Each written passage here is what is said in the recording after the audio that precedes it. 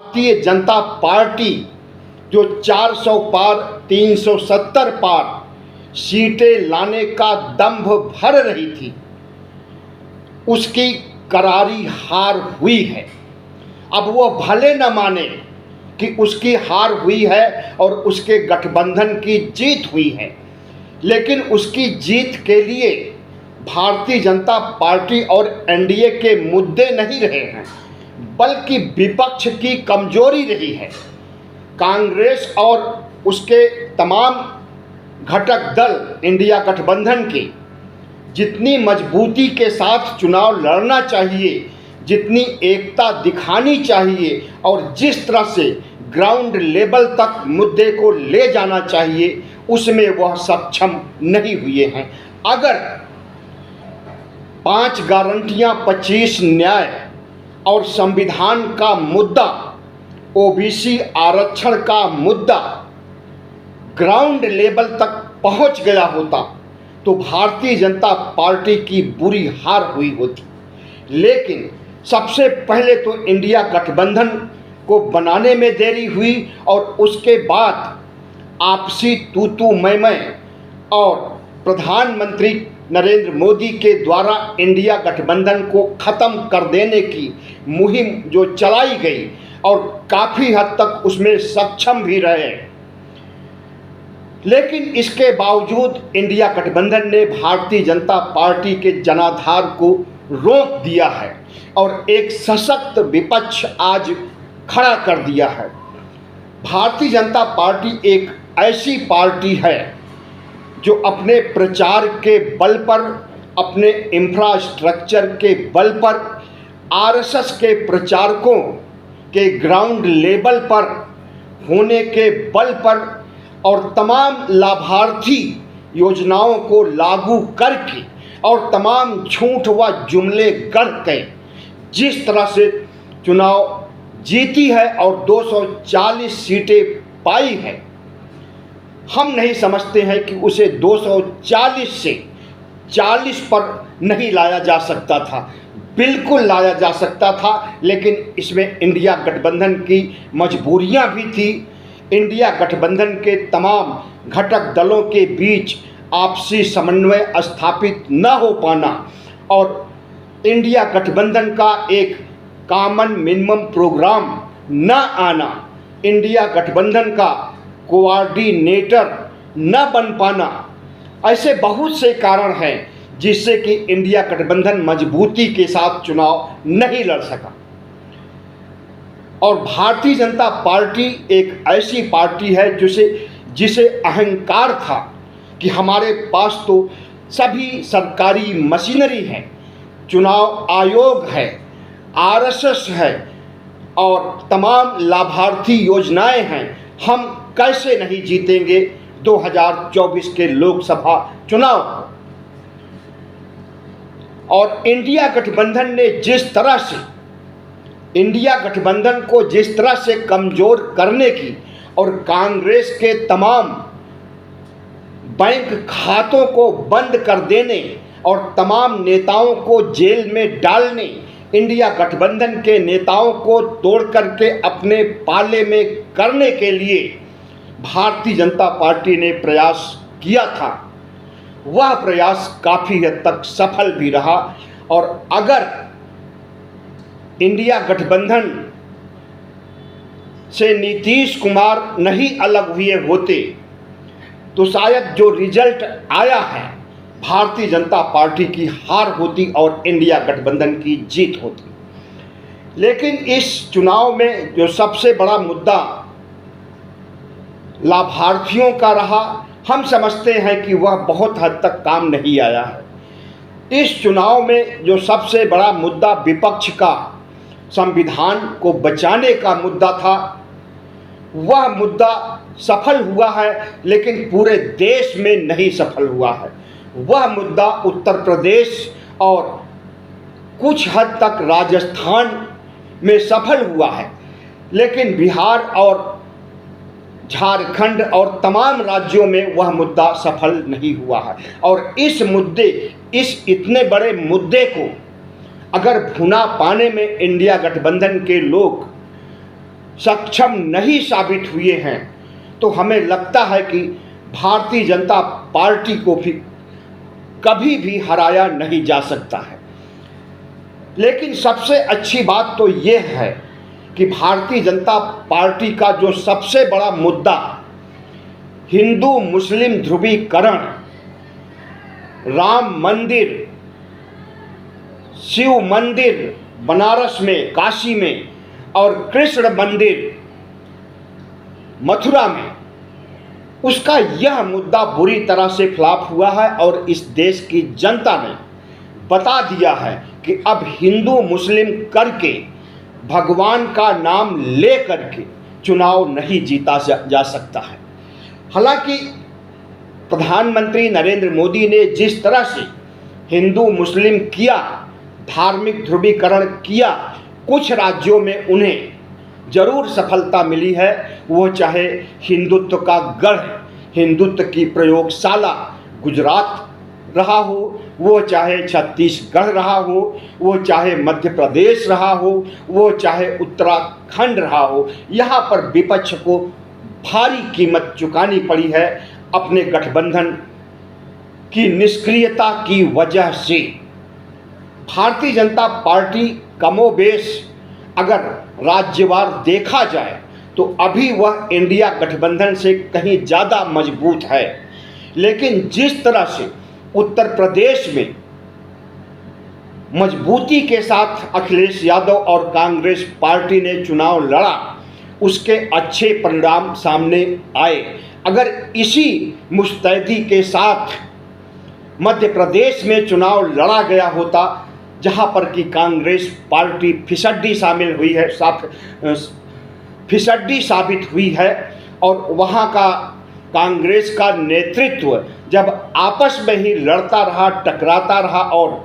जमीनी स्तर तक मुद्दों को, संविधान के मुद्दे को, लाभार्थी योजना के मुद्दे को जमीनी स्तर पर कांग्रेस नहीं ले जा सका है, जहां जहां पर भारतीय जनता पार्टी ने 2024 में स्वीप किया है और लगभग 100% सीटें उसके हक में आई हैं। प्रधानमंत्री नरेंद्र मोदी ने जिस तरह से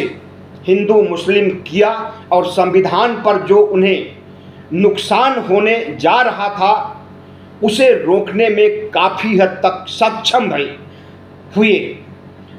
और लाभार्थी योजना जरूर कांग्रेस ने चलाई कि हम 5 किलो के बजाय 10 किलो राशन देंगे,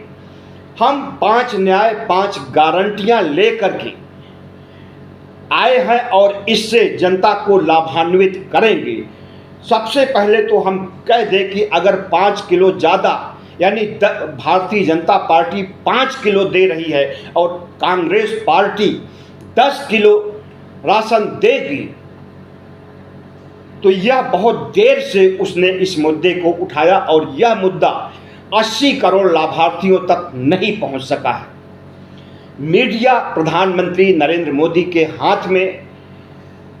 लगभग सभी संसाधनों पर प्रधानमंत्री नरेंद्र मोदी का कब्जा, चुनाव आयोग और भारतीय जनता पार्टी का कोर वोटर, इन सब मिल करके जिस तरह से भारतीय जनता पार्टी को भारी क्षति नहीं पहुंचाने दिए, उससे इंडिया गठबंधन को सबक लेना चाहिए। आरएसएस और बीजेपी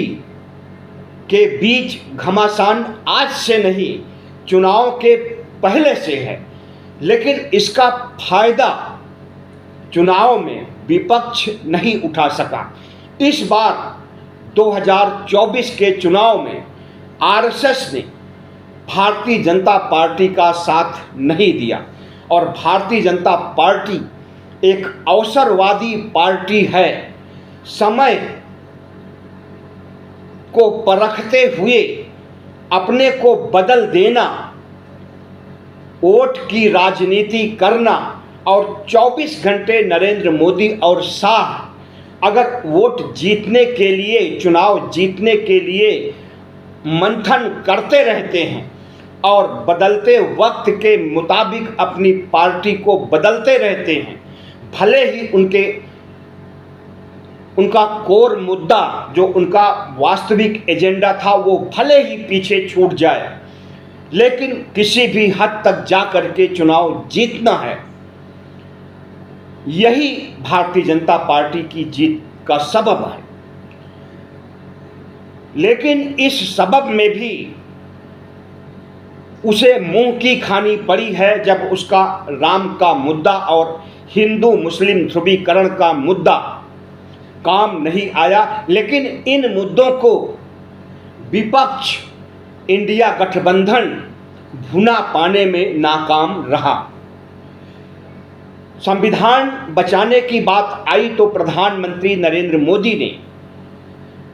इसे पलट दिया और कहा कि संविधान को बदलने का काम तो कांग्रेस पार्टी करती है। 100 से ज़्यादा बदलाव किया है अब तक संविधान में, और निचले स्तर तक इस बात को ले जाने में वह सक्षम भी हुए, जबकि ये सरासर झूठ है। संविधान में अमेंडमेंट हुआ है, बदलाव किया गया है वक्त के मुताबिक, लेकिन भारतीय जनता पार्टी संविधान को खत्म करना चाहती है। उस बदलाव को खत्म करना कह करके कांग्रेस के हथियार को, संविधान के हथियार को छीनने का काम किया था। और आपने देखा कि चुनाव के बाद किस तरह से प्रधानमंत्री नरेंद्र मोदी साष्टांग पड़ गए संविधान के सामने, अपने सिर से लगाया संविधान को, ताकि देश की जनता के बीच 97 करोड़ मतदाताओं के बीच यह संदेश जाए कि हम संविधान के विरोधी नहीं हैं। लेकिन भारतीय जनता पार्टी और आरएसएस संविधान का कितना विरोधी है और संविधान की धज्जियां उड़ाने में कितना काम किया है, यह किसी से छुपा नहीं है। भारतीय जनता पार्टी के नेता खुद मनुस्मृति पर आधारित संविधान की कॉपी हरिद्वार धर्म संसद में पेश कर चुके हैं। प्रधानमंत्री नरेंद्र मोदी के आर्थिक सलाहकार विवेक देबोराय ने जिस तरह से संविधान की धज्जियां उड़ाते हुए संविधान को खत्म करने की बात कही थी, यह भी किसी से छुपा नहीं है। संविधान जब बना था उस समय से आरएसएस संविधान का विरोध कर रहा है और आए दिन संविधान को जलाने की भी घटनाएं सामने आती हैं। उन जलाने वालों में जंतर मंतर पर कई बार ऐसा देखा गया कि संविधान की प्रतियां जलाई गई, लेकिन उसको भारतीय जनता पार्टी के ऐसे कुकृत्यों को इंडिया गठबंधन सामने नहीं लाया। कहीं भी बात नहीं कही गई कि भारतीय जनता पार्टी ने संविधान को जलाया है। भारतीय जनता पार्टी ने जिस तरह से असंवैधानिक कार्य किया है पिछले 10 सालों में, इस मुद्दे को भी जमीनी स्तर तक इंडिया गठबंधन नहीं ले जा सका है। ओबीसी का मुद्दा बहुत बड़ा मुद्दा है जिसे राहुल गांधी ने पकड़ लिया और कांग्रेस ने अब तक इसे हमेशा नज़रअंदाज किया था। लेकिन इस मुद्दे को भी जमीनी स्तर तक ले जाने में कांग्रेस और इंडिया गठबंधन सक्षम नहीं साबित हुआ। उत्तर प्रदेश में पीडीए बना करके जिस तरह से अखिलेश यादव ने ओबीसी के मुद्दे को निचले स्तर तक ले गए और संविधान के मुद्दे को निचले स्तर तक ले गए, वहाँ पर देखिए तो परिणाम बिल्कुल उलट गया है। अगर इसी तरह से मध्य प्रदेश, छत्तीसगढ़, गुजरात, उत्तराखंड और दिल्ली में, जहाँ पर कि भारतीय जनता पार्टी को लगभग 100% सीटें आई हैं, अगर इन मुद्दों को जमीनी स्तर तक पहुँचाया जाता तो आज परिणाम कुछ और होता और भारतीय जनता पार्टी 100 के नीचे सिमट गई होती। लेकिन इंडिया गठबंधन ने जिस ढंग से चुनाव लड़ा है, हम तो कहते हैं कि इंडिया गठबंधन ने चुनाव लड़ा ही नहीं है। यह चुनाव 2024 का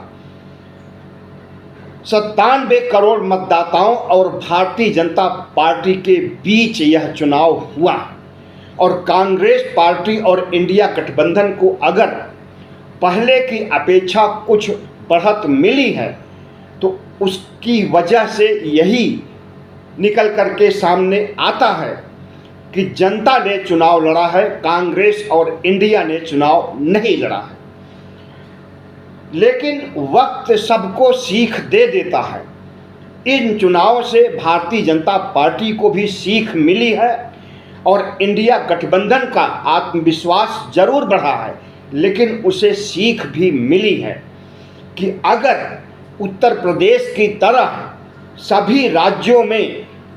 वहाँ के क्षत्रपों से मिलकर के अपने कोर मुद्दे को जमीनी स्तर तक ले जाते तो उसके परिणाम और चौंकाने वाले होते, लेकिन काश ऐसा नहीं हो सका। प्रधानमंत्री नरेंद्र मोदी ने चुनाव के वक्त कहा था कि हम हिंदू मुस्लिम नहीं करते हैं, हम हिंदू मुस्लिम के बीच ध्रुवीकरण नहीं करते हैं। अगर हम ऐसा करेंगे तो हमारा सार्वजनिक जीवन व्यर्थ हो जाएगा, हम सार्वजनिक जीवन के काबिल नहीं रह जाएंगे। लेकिन देखा आपने कि कितना बड़ा झूठ उन्होंने बोला और उसके बाद फिर से उसी हिंदू मुस्लिम पर उतर आए और इसी वजह से आरएसएस भी नाराज है प्रधानमंत्री नरेंद्र मोदी से कि प्रधानमंत्री नरेंद्र मोदी का अहंकार, उनका तानाशाही रवैया, ईश्वर से बड़ा अपने को घोषित कर देना, रामलला की उंगली पकड़ करके चलना और अपने तमाम चाटुकारों और अंधभक्तों से भगवान से ऊपर का दर्जा दिला देना नरेंद्र मोदी के हित में नहीं है, भारतीय जनता पार्टी के हित में नहीं है। और इस मुद्दे को भी विपक्ष भुना पाने में नाकाम साबित हुआ है। जिस तरह से प्रधानमंत्री नरेंद्र मोदी अपनी जनसभाओं में विपक्ष की धज्जियां उड़ाते हैं, झूठी बातें और जुमले और तमाम तरह की लोक लुभावन बातें कह करके जनता के दिल को छूते हैं, एक छोटे से मुद्दे को बहुत बड़ा मुद्दा बना देते हैं। अभी वह कला विपक्ष में नहीं आया है और राहुल गांधी, मल्लिकार्जुन खड़गे, सोनिया गांधी, प्रियंका गांधी और जितने भी क्षत्रप हैं अभी उनमें भी वह कला नहीं आया है। और आज भी प्रधानमंत्री नरेंद्र मोदी जो तीसरी बार सत्ता में आए हैं, इसके लिए अगर कोई जिम्मेदार है तो विपक्ष के नेता ही हैं, जो बड़े मुद्दे को भी नहीं उठा पाते हैं, छोटे मुद्दों की तो बात ही दूर है। प्रधानमंत्री नरेंद्र मोदी ने जिस तरह से 2024 का चुनाव लड़ा है, उसे देखते हुए यही कहा जा सकता है कि प्रधानमंत्री नरेंद्र मोदी को हरा पाना मुश्किल काम नहीं है, बशर्ते उनके सभी झूठ को उजागर किया जाए, उनकी तमाम गारंटियों के महाझूठ को उजागर किया जाए। मोदी की गारंटी के रूप में जिस तरह से तमाम झूठ और पिछले 10 साल की उपलब्धियों को पेश करते हैं, उस झूठ को भी अगर जमीनी स्तर पर उठा करके लोगों को बताया जाए तो प्रधानमंत्री नरेंद्र मोदी की जीत कभी नहीं हो सकती है। प्रधानमंत्री का कहना है कि 4 करोड़ लोगों को मैंने मकान दिया है, लेकिन यह सरासर झूठ है। वित्त मंत्री निर्मला सीतारमण संसद में कहती हैं कि 3 करोड़ लोगों को मकान दिया गया है, प्रधानमंत्री कहते हैं 4 करोड़ लोगों को मकान दिया गया है। भारतीय जनता पार्टी के प्रवक्ता कहते हैं कि 5 करोड़ लोगों को मकान दिया गया है। अब इसमें किसको सच माना जाए, किसको गलत, और इस सच और झूठ को जमीनी स्तर तक ले जाने में इंडिया गठबंधन नाकाम रहा। इसी तरह से चाहे उज्ज्वला योजना हो, चाहे लाभार्थी योजना हो, जितनी भी योजनाओं का दंभ भरते हैं प्रधानमंत्री नरेंद्र मोदी, उसकी सच्चाई अगर जनता तक ले जाया जाए तो शायद नरेंद्र मोदी की कलई खुल जाएगी और उनका झूठ सबके सामने आ जाएगा और उनका चुनाव जीतने का जो सबसे बड़ा ब्रह्मास्त्र होता है उस पर डेंट लग जाएगा। लेकिन अब देखना ये है कि भारतीय जनता पार्टी ने सरकार तो बना लिया है, जिसमें नायडू भी हैं, धर्मनिरपेक्ष हैं, नीतीश कुमार भी हैं, वो भी धर्मनिरपेक्ष हैं, और इन लोगों की जितनी मांगे शुरू से रही हैं कमोबेश आज भी हैं और छन छन करके बातें आ रही हैं कि इन मांगों को मनवाने के लिए पूरी कोशिश करेंगे, चाहे वह विशेष राज्य का दर्जा हो, आंध्र को, बिहार को, चाहे वह ओबीसी जनगणना कराने की बात हो। प्रधानमंत्री नरेंद्र मोदी तो सामान्य जनगणना जो हर 10 साल 11 साल पर आयोजित की जाती है उसे भी नहीं करा सके हैं। 2011 में कांग्रेस ने जनगणना कराई थी, लेकिन 2021 में प्रधानमंत्री नरेंद्र मोदी ने जनगणना नहीं कराई। सोशियो इकोनॉमिक बेसिस पर 2011 में जो जनगणना हुई थी उसके आंकड़े अगर प्रकाशित हो गए होते तो जनगणना ओबीसी की कराने की ज़रूरत ही नहीं पड़ती और ओबीसी को उनका हक अधिकार उतना देना पड़ता। लेकिन प्रधानमंत्री नरेंद्र मोदी 2021 की सामान्य जनगणना, सारी जातियों, सारे धर्म के लोगों की जनगणना न करा करके यही साबित किया है कि उन्होंने इस देश के साथ बहुत बड़ा धोखा किया है और आज़ादी के बाद हर 10वें साल होने वाली जनगणना को नज़रअंदाज करके इस देश को तमाम उन आंकड़ों से महरूम किया है जो कि जानना लोगों को ज़रूरी होता है। लेकिन प्रधानमंत्री नरेंद्र मोदी ने जिस तरह से 2024 के चुनाव को लड़ा है, अगर इसी तर्ज पर आगे भी चुनाव लड़ेंगे और जो ज़मीनी मुद्दे हैं, चाहे वो ओबीसी का मुद्दा हो, चाहे संविधान का मुद्दा हो, चाहे मुसलमानों को उनका हक अधिकार देने का मुद्दा हो, अगर वह यू टर्न नहीं लेंगे तो 2024 में तो नहीं, लेकिन 2029 के चुनाव के पहले मध्यावधि चुनाव होगा और उन मध्यावधि चुनाव में अगर प्रधानमंत्री नरेंद्र मोदी अपने मुद्दों से यू टर्न लेकर के चुनाव नहीं लड़ेंगे तो उनकी पूरी तरह से हार होगी। प्रधानमंत्री और भारतीय जनता पार्टी के खिलाफ बहुत हद तक ज़मीनी स्तर पर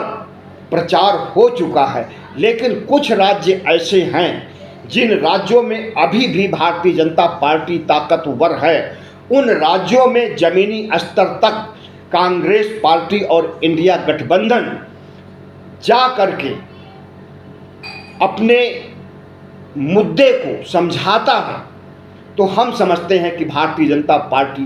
की हार हो जाएगी और उसका सुपड़ा भी साफ हो सकता है। बहुत बहुत धन्यवाद। हमारे चैनल को सब्सक्राइब कीजिएगा, लाइक कीजिएगा, शेयर कीजिएगा।